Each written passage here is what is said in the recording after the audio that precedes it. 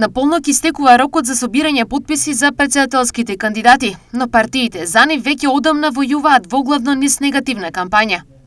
Во битката која што секој ден се разгорува, се повеќе главни актери се СДСМ со својот кандидат Стево Пендаровски и ВМРО ДПМН со професорката Гордана Силјановска-Давкова.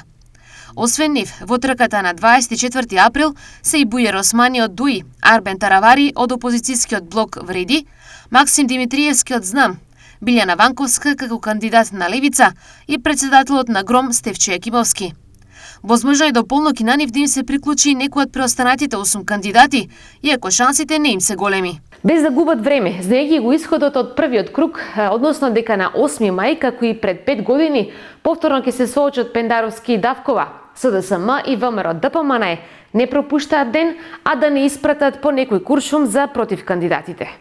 Единствено што нудат ДПМН и Силјановска е да се откажеме од еднината, од надежта, да се изолираме и да се збогуваме со секоја вистинска и суштинска промена за подобро утре. Само со Пендаровски е остварлива единствената реална надеж за светла македонска иднина, членство во Европската Унија. Затоа на престојните избори граѓаните ќе дадат силна подршка за Пендаровски. Стои во соопштенијето од партијата. Должни на ова не останаат ВМРО ДПМН кои одговорија. Стево Пендаровски беше поздравен и охрабрен за овој свој став лично од Андреј Ковачев. За разлика од поддршката за Пендаровски, Ковачев го нападна председателот Мицкоски затоа што го повикал Стево да се повлече од тие негови ставови.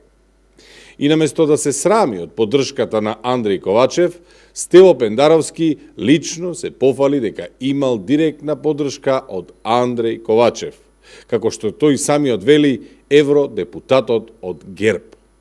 Пошто Андреј Ковачев уште еднаш го поздрави, го пофали и охрабри.